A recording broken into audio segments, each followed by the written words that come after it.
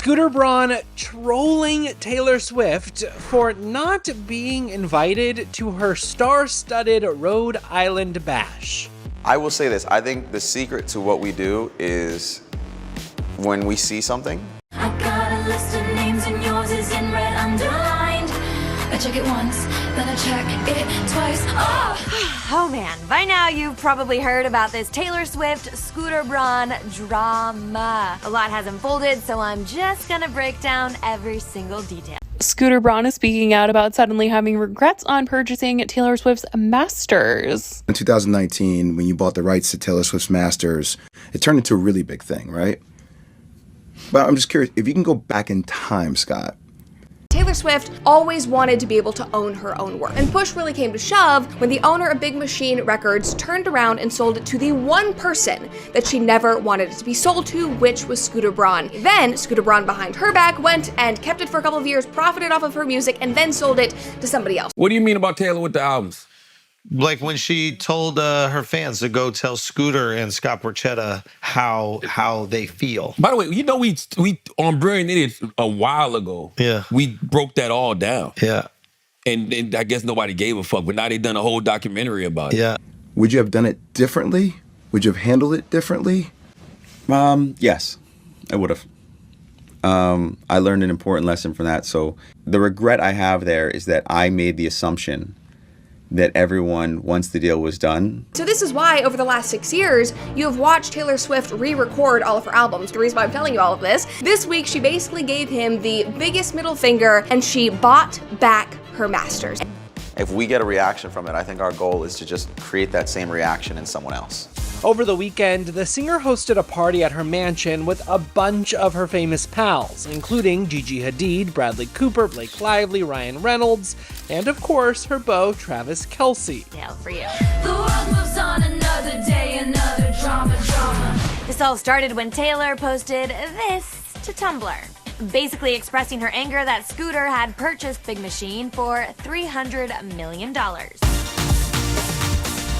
Now, days later, Scooter's stirring up some controversy, hopping on Instagram, jokingly asking, "How was I not invited to this?" And Scooter Braun's name has been all over this entire thing. Like, her masters being up for sale was like the best PR thing that could have been handed to him, and he immediately jumped on that, and the press kind of went with it and made it seem like he was somebody who was brokering the You guys, we have to talk about this because Scooter Braun just reopened everything, and the internet is not having it. Like, did he really think he could go on a podcast, talk about Taylor Swift, and people wouldn't catch on? Because the way fans are reacting right now, it's giving major, we've heard this gaslighting before. So here's what happened. Scooter went on the Diary of a CEO podcast and decided it was time to reflect on the whole Taylor Swift feud. Yes, that feud. And honestly, people feel like he's rewriting history.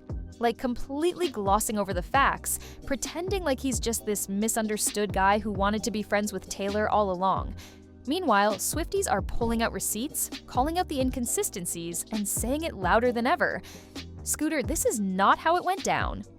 And here's the thing, this isn't just about a bad take on a podcast. It's about years of drama, power struggles, and one of the biggest ownership battles in music history. Because if you've forgotten how we got here, let's rewind to 2019, when Scooter's company, Ithaca Holdings, bought Big Machine Label Group for a whopping $300 million. Deal. Sources close to Taylor seem to be setting the record straight, and they said he had no part in this whatsoever. That deal? It came with the rights to Taylor Swift's master recordings. Yep, her first 6 albums, from her debut all the way through Reputation. And the worst part? Taylor says she found out the same time the rest of us did. Imagine waking up and learning that someone you've publicly called out for bullying you now owns your entire music legacy. No warning, no heads up. Just boom. Your life's work is now in the hands of someone you never trusted. And now, years later, Scooter says he thought they'd be able to work together, that they'd maybe even become friends. The internet is side-eyeing this so hard, it's practically a meme. But trust me, that's just the beginning. Because what Taylor said back then, and what's happening now, tells a very different story. So before we go any further, let's talk about who Scooter Braun is today. Because the guy making these podcast rounds, he's not exactly the same Scooter that was everywhere in the late 2000s and 10s. Back then, Scooter was considered the guy in the music industry. He was the powerhouse manager behind names like Justin Bieber, Ariana Grande, and Demi Lovato. He had the golden touch, A-list parties, mega deals, artist loyalty. He had it all. But over the years, that empire has seriously cracked. Let's fast forward to now, 2025. Was going to have a conversation with me, see my intent, see my character, and say, great, let's be in business together. And I made that assumption with people that I didn't know. Scooter's not managing Ariana. He's not managing Justin. Even Demi has stepped away. One by one, his biggest clients have quietly left. And people noticed. It's not just a coincidence. It feels like a shift, a distancing. And now, with him popping up again in interviews, fans are asking, is this about redemption or reputation cleanup? In that same podcast, Scooter actually opens up about feeling betrayed and misunderstood in his career. He says he tries to stay on his side of the street, move on peacefully, and even claims that if people are angry with him, they must be hurting. He says, maybe I did something to hurt them without realizing it. Which, okay, sure, self-reflection is good, but the timing, highly questionable. Because this podcast didn't just drop out of nowhere. It comes right after Taylor Swift made a huge announcement. She officially reclaimed her masters, thanks to the wild success of her Eras Tour and a new deal with Shamrock Holdings, the same masters that started this entire feud. So when Scooter's sitting there saying he hoped he and Taylor could work together and maybe become friends after buying Big Machine, fans are like, now you want peace? After everything? And here's the thing, Scooter isn't just reflecting, he's reframing, rewriting, repositioning himself as the nice guy in all this. Yeah. And I learned an important lesson from that I can never make that assumption again. I didn't appreciate how that all went down. I thought it was unfair, but I also understand from the other side, they probably felt it was unfair too. But the internet has a long memory. And if he thought people forgot the details of what actually went down back in 2019, he was so wrong. Because the next part, that's where the firestorm really begins. Okay, now let's rewind to the moment everything blew up, June 2019. This is where it all started. Scooter Braun's company, Ithaca Holdings, drops a bombshell. They purchase Big Machine label group for $300 million. That deal doesn't just come with a roster of artists, it comes with the crown jewels of Taylor Swift's career, the master recordings of her first 6 albums. We're talking Taylor Swift, Fearless, Speak Now, Red, 1989, and Reputation. Basically, every song that made her a global icon, Scooter just bought it. And how did Taylor find out? Not from a call, not from a heads up. According to her, she found out at the same time the public did. Imagine waking up and learning your entire music legacy is now owned by someone you've accused of bullying you for years. The shock, the betrayal, it wasn't just business, it was personal. Scooter reps, or repped, it's kind of unclear, but this is important, Kanye West, who Taylor has had issues with in the past. She even says, quote, anytime Scott Borchetta has heard the word Scooter Braun escape my lips, it was when I was either crying or trying not to. Taylor immediately took to Tumblr to speak her truth. She didn't hold back. She posted a now infamous screenshot of Justin Bieber FaceTiming Scooter and Kanye West, mocking her with the caption, Taylor Swift, what up? She said that was the exact moment she realized Scooter wasn't just a bystander, he was part of the problem. And then she dropped the real bomb, that she had begged for years for a chance to own her masters. But the only offer she got? A deal where she could earn one old album back for every new one she delivered to Big Machine? In her words, it was a trap, a trade, her legacy, one album at a time. She walked away instead, and now she was watching it all fall into Scooter's hands. But that wasn't all. She called out the entire pattern, the leaked phone call with Kim Kardashian, the famous video by Kanye, and how Scooter, who managed both of them, stood by while it all happened. She said this wasn't just a business deal, it was about control, about manipulation. He knew what he was doing, they both did. She also accuses Scooter of incessant manipulative bullying for years. Scooter did rep Kanye when he released Famous. About men who had no role in writing her songs now owning them forever. She called it her worst case scenario. And for millions of fans, it felt like that too. But here's where things got even messier, because Scooter wasn't staying quiet, and neither was the rest of Hollywood. So after Taylor's Tumblr post lit the internet on fire, the backlash against Scooter Braun was instant. Fans were furious. The media ran with it, and instead of clarifying anything, Scooter kind of made it worse. Shortly after the acquisition, Scooter reposted a friend's joke on Instagram that read, "When your friend buys Taylor Swift, let that sink in." He literally reposted a meme celebrating the idea that he now owned her music. If people weren't angry before, that move poured gasoline on the fire. He deleted it pretty quickly once the backlash started, but not before screenshots were saved and shared everywhere. And yes, major outlets confirmed it happened. Now enter Justin Bieber. He jumped in to try and do damage control for Scooter. On Instagram, he posted a long apology saying the original FaceTime screenshot, where he, Scooter, and Kanye appeared to mock Taylor, was his idea. He said Scooter told him not to post it, and that looking back, it was a dumb move. But while Justin apologized for his part, he also defended Scooter. He claimed Scooter had been nothing but supportive. I feel like me and Taylor might still have sex. Why? I made that bitch famous. Now, Taylor says she was given the opportunity to earn one album back at a time for every new one she turned in, which, in looking into it further, meant it'd be about a decade until she earned them all back. And questioned why Taylor was taking it public. He even implied her post was meant to gain sympathy, saying she knew it would cause Scooter to get attacked. His tone was trying to be peaceful, but to Swifties, it felt more like deflection. And Scooter's then-wife, Yael Cohen, didn't hold back. She called Taylor's Tumblr post a temper tantrum and dismissed her claims as emotional overreaction. That post didn't help Scooter's image either. Then there were conflicting statements coming from Big Machine and Scooter's camp. They claimed Taylor did have a chance to buy her masters, but chose not to. Taylor's team responded with more receipts, saying the deal was shady, restrictive, and that her father didn't attend shareholder calls because they required an NDA. If he signed, he wouldn't legally be able to tell Taylor what was happening. So the whole "she had a heads-up" narrative, fans weren't buying it. Meanwhile, the industry started to divide. Some stars stood with Scooter, others quietly backed away. But for the fans, the line was drawn. It wasn't just about masters anymore. It was about power, ownership, and who gets to tell the story.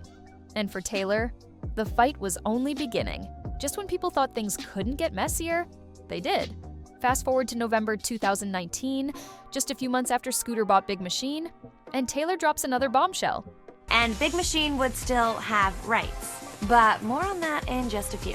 After Taylor's post, Justin Bieber chimed in with a long statement. This time, it's about her being blocked from performing her own songs. Let that sink in. The artist who wrote the songs, paid for the videos, and built the fan base was being told she couldn't sing her own music on national television. She posted a message online explaining that the American Music Awards had planned to honor her with the Artist of the Decade award. Huge moment. But Taylor revealed that Scott Borchetta and Scooter Braun were saying she wasn't allowed to perform a medley of her old hits because it would count as re-recording them before she was legally allowed to. And it gets worse. She also shared that a Netflix documentary about her life had been in the works for years.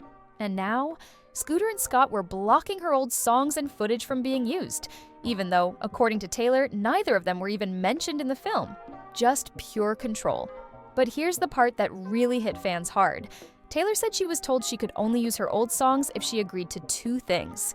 First, that she wouldn't re-record any of her albums in the following year. And second, that she would stop talking about Scooter and Scott publicly. In her words, the message was loud and clear. Be a good little girl and shut up, or get punished. She made it clear. This wasn't just about business. It was about silencing an artist who dared to speak out. She reminded everyone that these men weren't involved in creating her music. Which started as an apology for bullying her, but then defended Scooter's character and told Taylor she was crossing a line. As you know, Justin and Scooter go way, way back. Scooter is basically responsible for Justin's career. They didn't write the lyrics, they weren't there during the tours, but somehow they were the ones pulling the strings. Taylor's fans rallied hard. She even called on other artists managed by Scooter to speak up. She asked for help from the Carlyle Group, who helped fund the deal, to step in. It wasn't just a feud anymore. It was a movement about artist rights and ownership. And if anyone thought Taylor was going to back down, they clearly didn't know her at all. So after everything, being shut out, silenced, and stripped of her own voice, Taylor Swift did what nobody expected. She flipped the industry upside down. Starting in 2021, Taylor began releasing her re-recorded albums. And not just quietly, these weren't just nostalgic throwbacks. They were cultural moments, entire global events. First came Fearless, Taylor's version, followed by Red Speak Now and 1989. Each drop, a full-on domination of the charts. And here's the genius move. By reclaiming her masters, Taylor made sure fans had a clear choice. Stream her version, not Scooter's. And fans listened. Swifties worldwide stopped supporting the original Big Machine recordings. Radio stations, brands, and even TV shows started switching to the Taylor's versions. That's the power of loyalty, and the power of taking your narrative back. The media called it a masterclass in ownership.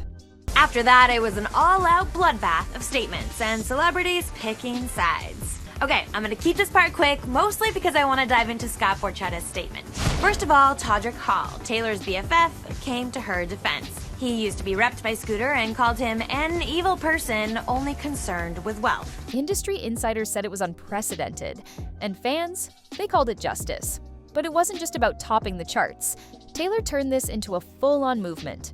Her journey inspired countless artists, especially young women in the industry, to start questioning the deals they were signing. People finally started talking about what it really means to own your art. And then came the crown jewel, the Eras Tour, a tour that broke every record. Stadiums sold out within minutes, economic boosts in every city, over $1 billion in revenue. It wasn't just a concert, it was a statement. A declaration that no matter what anyone tried to take from her, she was still in control, fully. And all of that success, it gave her the ultimate power move. In 2025, Taylor announced that she had officially bought back her original masters through a partnership with Shamrock Holdings, the group that originally acquired them from Scooter after he sold them off for a reported $400 million. Let that sink in. After being denied the chance to own her music, after being gaslighted and pushed aside, she still found a way to win. And in her own words, she credited the fans.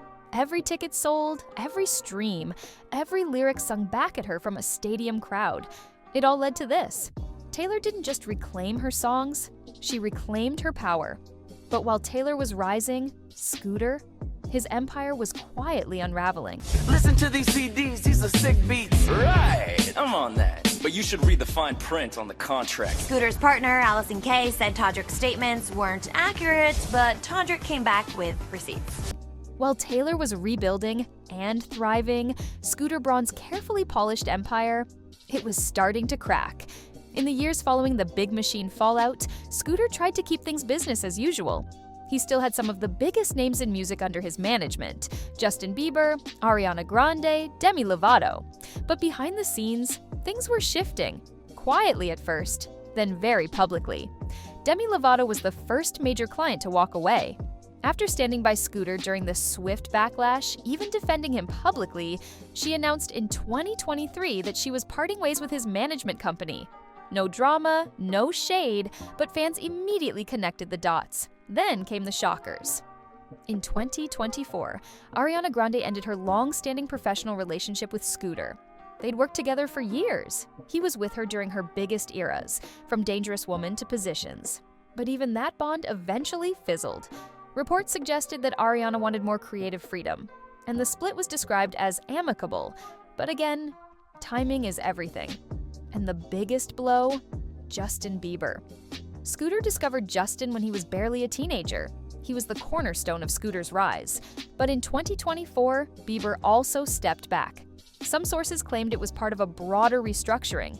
Others said Justin just wanted space. Either way, it was clear. The empire was shrinking.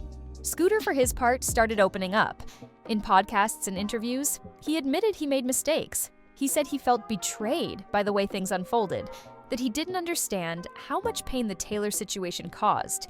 He talked about struggling with depression, going to therapy, and even stepping back from full-time management in order to focus on his family and mental health. In one interview, he said, Cara Delevingne also weighed in on Justin's post, slamming both him and his wife, Hailey. So yeah, she's Team Taylor. Halsey, Katy Perry, Rihanna, Haim, Martha Hunt, also all supposedly Team Taylor. If I hurt people and didn't realize it, I'm sorry. I was ambitious, maybe too ambitious. But for many fans, that apology felt years too late. especially when he's still refusing to take full accountability for how the Taylor Swift deal went down, especially when he's still avoiding key details, like the NDAs, the blocked performances, and the public taunting that kicked all this off. So, while Taylor is being praised for rewriting the rules of the music industry, Scooter's legacy is being reconsidered. And with new lawsuits, a damaged rep, and no star-studded roster left to defend him, his next move is make or break. So now we're here. 2025. Taylor Swift has officially reclaimed what was hers. She's in full control of her legacy, her catalog, her voice. And Scooter? He's trying to tell his side of the story, again. But this time, it's landing differently. Because fans haven't forgotten the details. The deleted posts, the carefully crafted denials, the power plays that were passed off as just business, the narrative that painted Scooter as misunderstood. It's being met with a wall of skepticism. And here's what makes it even more layered. Taylor isn't even responding anymore. She's moved past the feud. Her silence speaks louder than any Tumblr post ever could. She doesn't need to call anyone out now. Her wins speak for themselves. Meanwhile, Scooter is still talking, still trying to explain, still hoping the public will finally see him in a softer light. But with his roster gone, his power diluted, and his reputation scarred, the spotlight doesn't hit the same. His podcast confessions, they don't feel like redemption arcs. They feel like a last attempt to reshape the past before history locks it in. Because in the court of public opinion, especially with Swifties leading the charge, the verdict came in long ago. And now, with Taylor's versions dominating streaming, her tour changing economies, and her name practically becoming its own industry, she's proved one thing loud and clear. You can take the songs, you can take the credits, but you can't silence the story. And for Scooter Braun, no matter how many interviews he does, this story isn't his to rewrite. So, what started as a business deal turned into one of the biggest artist versus executive showdowns of the decade, and now, years later, with all the receipts, re-recordings, and revelations, we've seen both paths unfold. Taylor Swift reclaimed control by letting her art speak louder than her anger. And Scooter Braun? He's still explaining his side, hoping people will understand his version of the past. But here's the truth. Some legacies are earned quietly, and others are unraveled publicly. And whether you're Team Taylor, Team Scooter, or just here for the drama, this saga has changed the conversation around ownership, power, and what happens when an artist refuses to stay silent. But what do you think? Was Scooter misunderstood? Or is he rewriting history? Did Taylor overreact? Or did she set the standard? Let's talk about it in the comments.